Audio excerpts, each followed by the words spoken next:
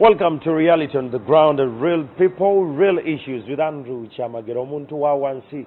And today we want to talk about taxes in the small and medium enterprises in Uganda.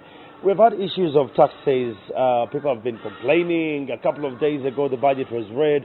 We all went up in arms. We're saying, no budget, it was all those notions were being thrown online. Internet was buzzing with a lot of budget. 50% of our very own budget, we are going actually to fund it itself. And the 50 will be coming in from the funders. Why? Because our tax base is not that strong enough. And today we're going to have a conversation in that kind of lane. Do we as Ugandans understand the taxes?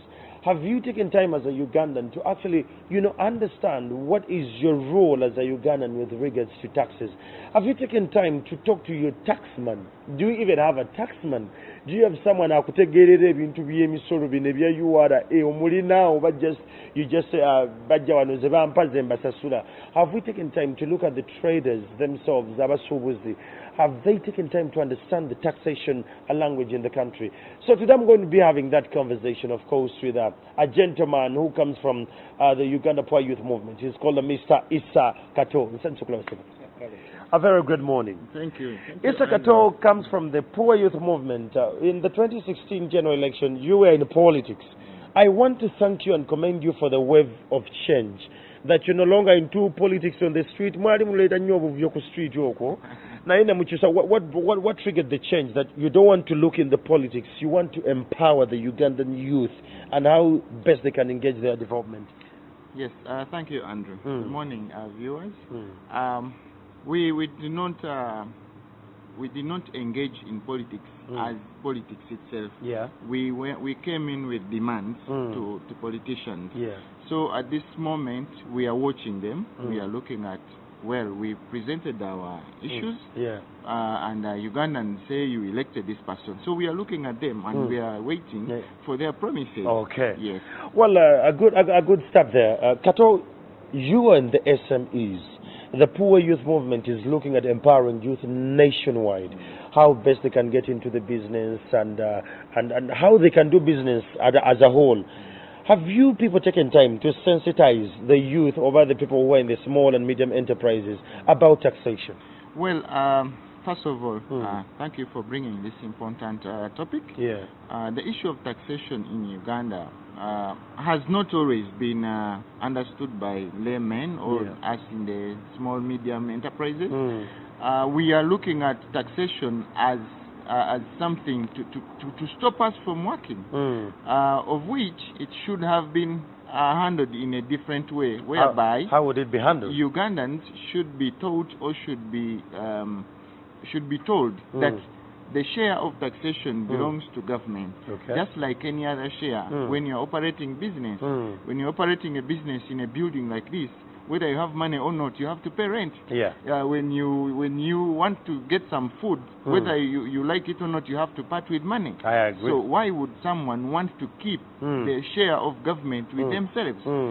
That comes in because the issue of accountability is important. In this case, someone says, I'm going to pay money, but I'm not seeing what it is doing. Absolutely. Yeah. So as SMEs, we feel sometimes the charges are not in tandem with the businesses themselves, because why Ugandans would really want to keep that share is because they do not even understand the amount of capital needed even to start up a business. All right, let's look at the Ugandan starting. Someone, I'll give you an example of my friend Aisha Batenga. She has a cakery, kind of business, and she's into cakes and stuff like that. She of late was slapped with attacks of social media. Social media is a platform to make a big change in her life. It's a platform where she has actually flourished. She has gotten into business. And she was up in arms. She said, government, no. Where do you think is the problem coming from? We as Ugandans, do we think some things, like God-given, like data is God-given, and we should just go like that over? Well, actually, when you look at the government itself, the taxation base, it is somehow limited. They looked around, and basically you see our biggest base of taxation has been telecoms and then service sector. Yeah.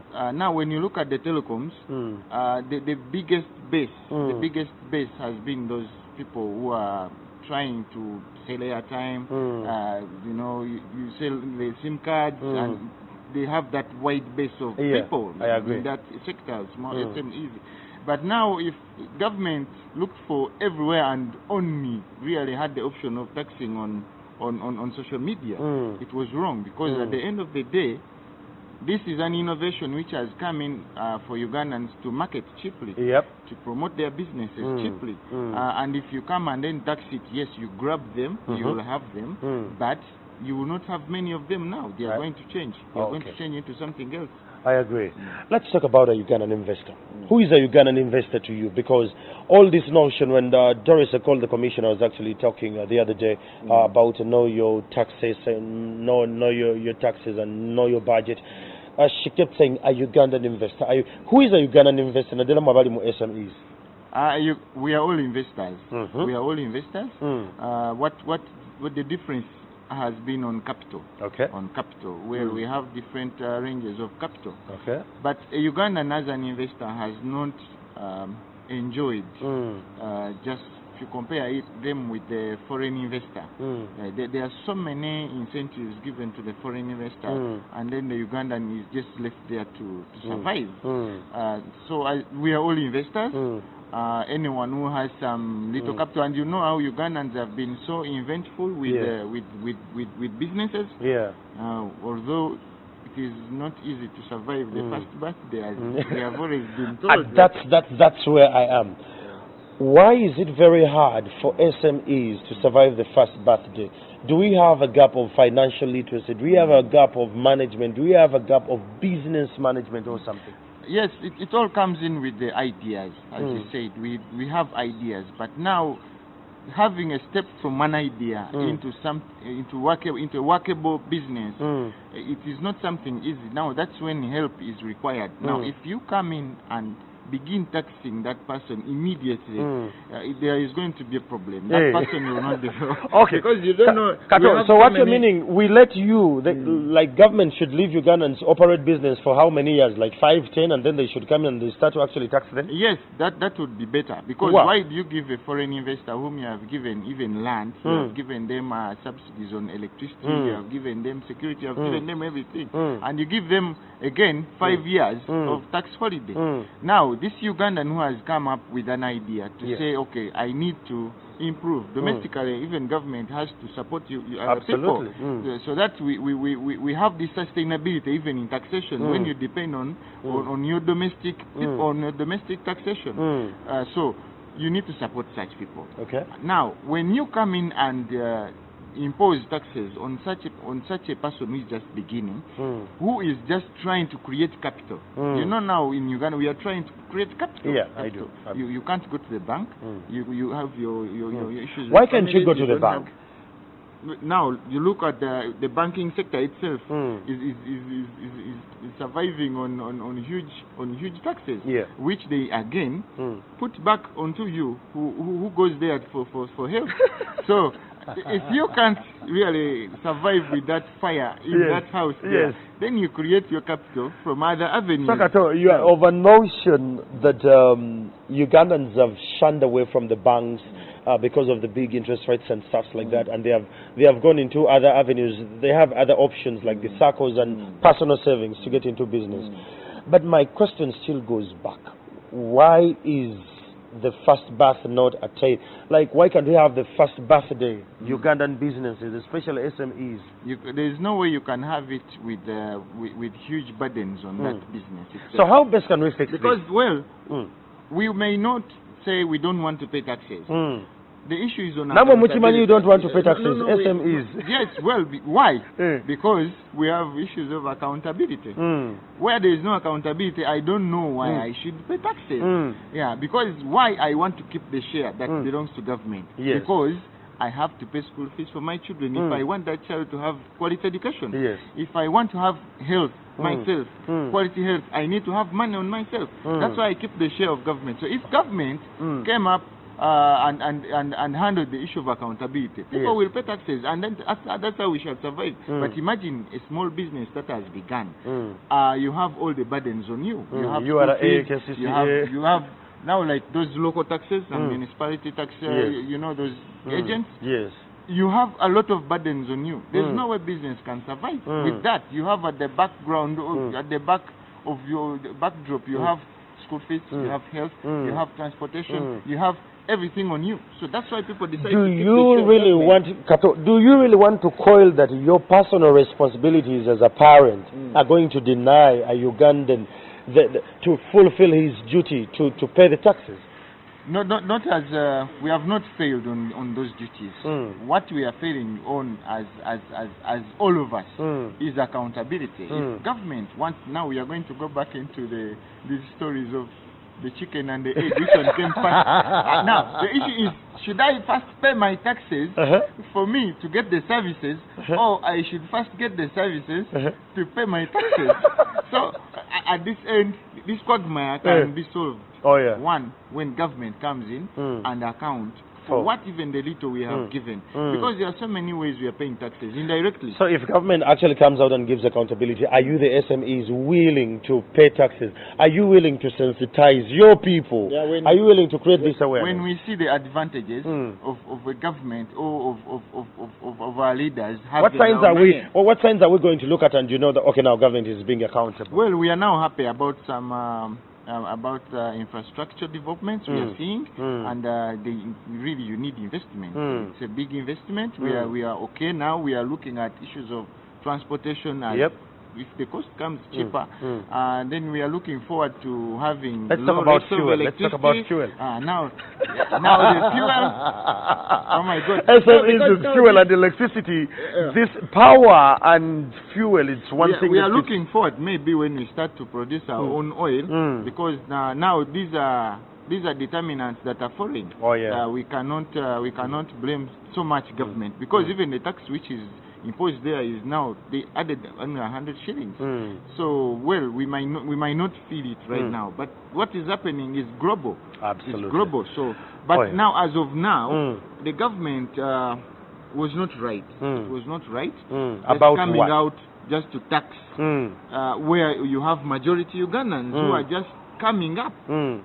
You know, the telecom now industry, when you come and impose taxes on social media, you come and impose, already we are paying the excise duty already indirectly, even on airtime. I am paying for airtime, I am being service fee. Yeah, service fee. I am being even fleeced on bundles. I am not, now again I have to pay for a tax again to just appear there. This is not right. Well, I feel it's going to cut throat businesses. We are now going to. We don't know how we are going to advertise. When we come to your agencies here, like NTV, there are few people who can really be able to because of the rates being up. Yes, the rates are so high. Okay. For a Ugandan to invest there when you're beginning. So well, there you have it. We're still having a conversation about the taxes and the SMEs in the country.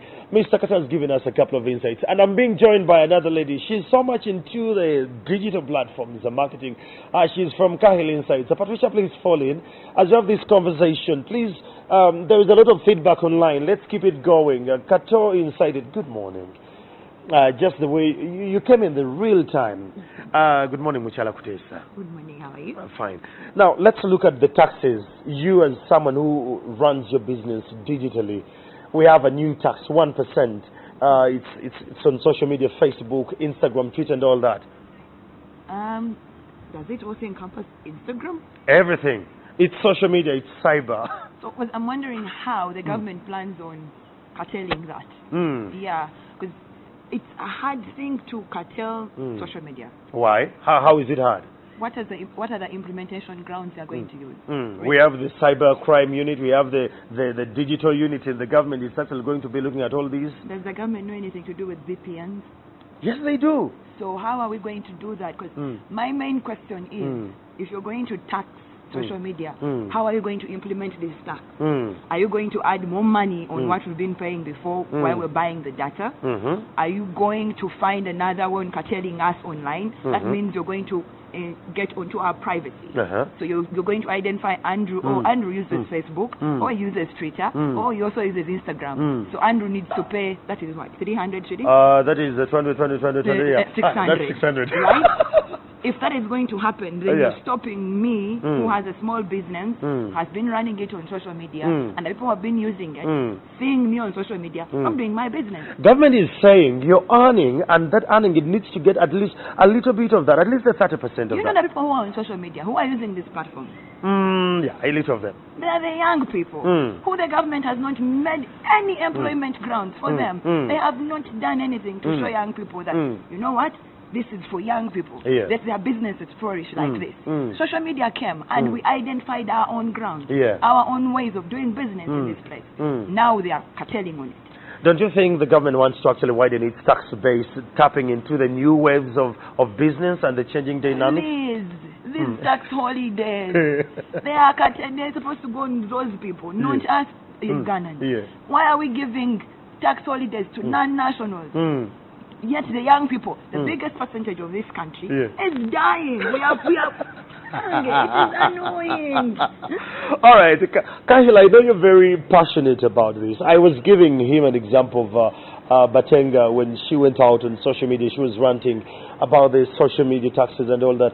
But to look at it in a different perspective, you SMEs, taxes. And the issue is, you say the URA, the lines are too many. Do you even have a taxman? Do you have, or you don't want to take doing your business in Kahil inside? Nina sasula omusolo gwa URA. Nina sasula omusolo gwa KCCA. Nsasula income tax. Nsasula income tax owange nga director, ne ba directors abalala, ne company, ne nsasula ne pay as you earn, ne nsasula ne KCCA. Really? So now you're coming to the small money that is on my internet. The small money when I buy internet, I pay. And then when I send mobile money to pay my people, I'm supposed also to pay internet tax on that. Yet I pay for sending. Now you want to come to direct use. You know when you buy bread and you buy wheat, you pay tax. You buy bread, you pay tax. You buy sugar, you pay tax. You're making bread. How best do you think this can be addressed? With regards, especially, I know you're passionate about social media. How best could this be have been addressed? They should have started with the Ministry of Technology.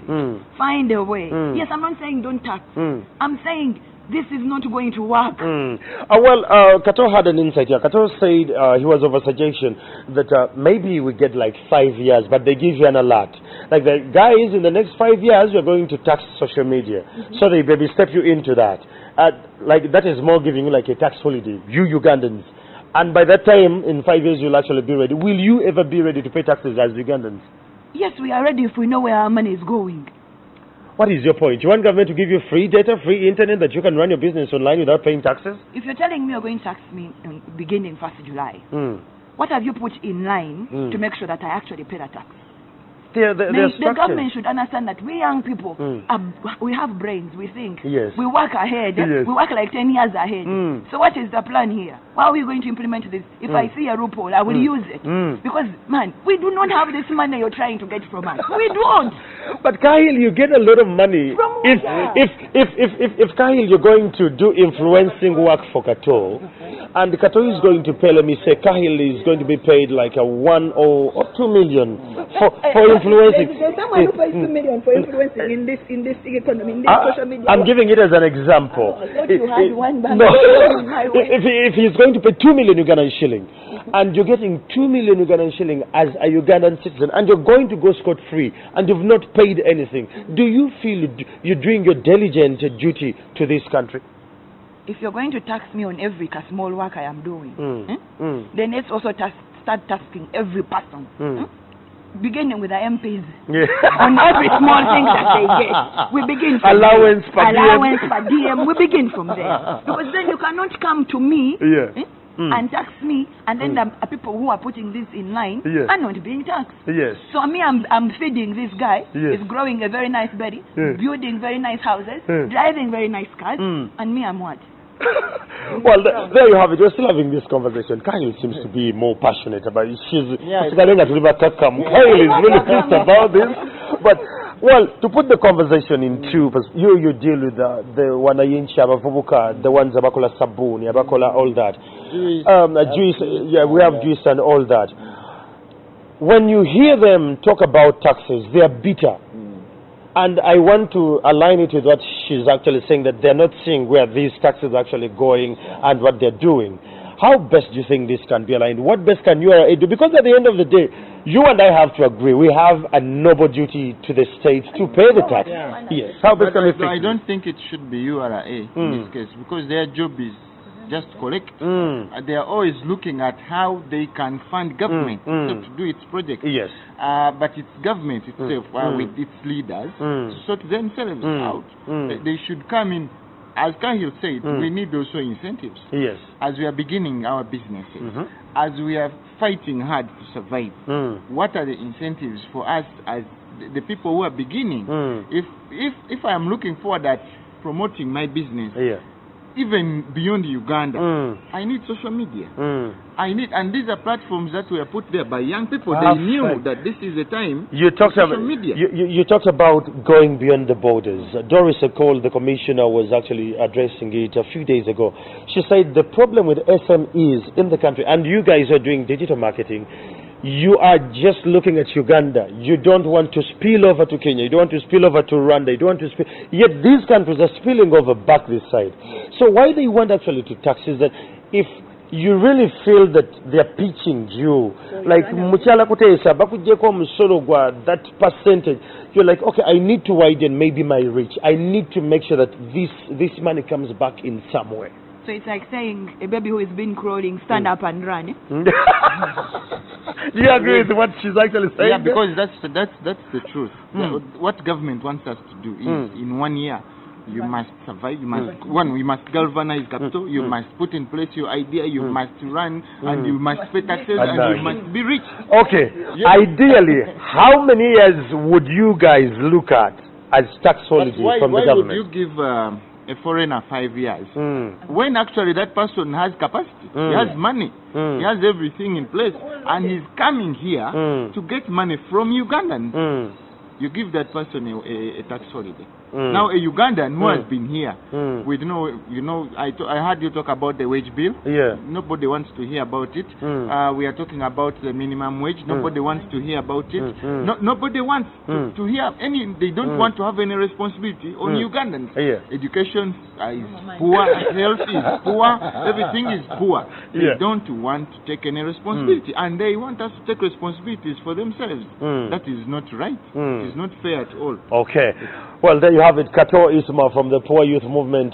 He actually puts it that a lot more accountability needs to come into inside. But Kahila, you really need to tap again about the taxation. You had the taxes on the Balimi agriculture, the 1%. What's your take on that? So you go back again. Who are the Balimi? The Ugandans, and what percentage are these Balimi? Because the thing is, it looks like this government is targeting now the youth. Like we stay poor, as Mr. handling the poor thing. So really, no. What is this government leaving behind for young people? Do you think they are going to stay in the government forever? So what is your problem? An implementation plan, a strategy, or what? When we have elders, if the elders do not plan for the people who are supposed to take over for them, what do you expect the nation is going to go? So you're planning to cap the ones who are coming up. Do you think you're going to stay there forever? We have to think beyond what we see. And how best can we think beyond what we see? What was the implementation plan for this tax? What is it going to? How is it going to work? So what are you trying to inside that our ministers are not thinking enough, the presidential advisors are not thinking enough? And first and foremost, if some people said 3 years ago they did not understand anything to do with social media. Yes. So you wake up 3 years after 3 years ago and you say now you know. Some of us have been on these things for 10 years and we are still learning. So you who has woken up 3 years after, you think you know better than us? Because people are using social media for the wrong reasons. And you people you're earning from social media and you're not returning the return. Stop doing wrong things so people will not stop talking about their wrong things. Let's begin from there. But now how can you justify taxation over wrong elements? Thank you. Do we have leaders he does. Well, there you have it. It's a conversation of taxes. Kahil here from the Kahil Insights and Mr. Issa Katoo from the Uganda Poor Youth Movement countrywide. Well, it seems to be a lot of people are not really much more satisfied with what the taxes are doing. Yes, government is coming with a notion we should pay social media. Kahil is up in arms about that, and a couple of you online, we're actually seeing a lot of tweets running. You are actually pissed about it. But the whole thing is, what is our noble duty? And we're going to be having this conversation with the commissioner later on in studios, trying to align all these, like where did we go wrong? Kahil says she does not understand if we have a strategy, how is it going to be implemented, how do we Ugandans fall into playing this kind of strategy? By the way, we have Wi-Fi in Kampala. You know about that Wi-Fi? Oh, please. Well, that's what you're having here. I want to ask the Honorable Tumwebaze to come back and tell us where that internet went. They launched, and then in a week's time it was nowhere to be seen. Well, you talked about the tax people we have. We have tax advisors and SMEs. But they are there to manipulate. To manipulate? Yes. How do they manipulate the system? Yeah, we know how to survive. In URA survives, we have to survive also. Wow. Let them know that. URA just knows that, even government just know that people know how to survive in SMEs. Right now, you just try to force, you push us against the wall. That's how we think. That's how we think. Yes. Wow. Just to let you see.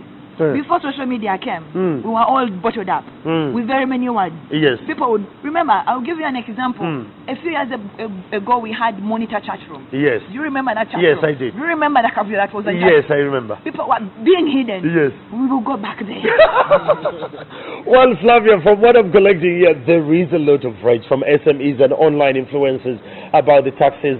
A lot more needs to be done. But this conversation can actually go on. Keep the conversation going. Let your questions come through. The hashtag is Morning at NTV.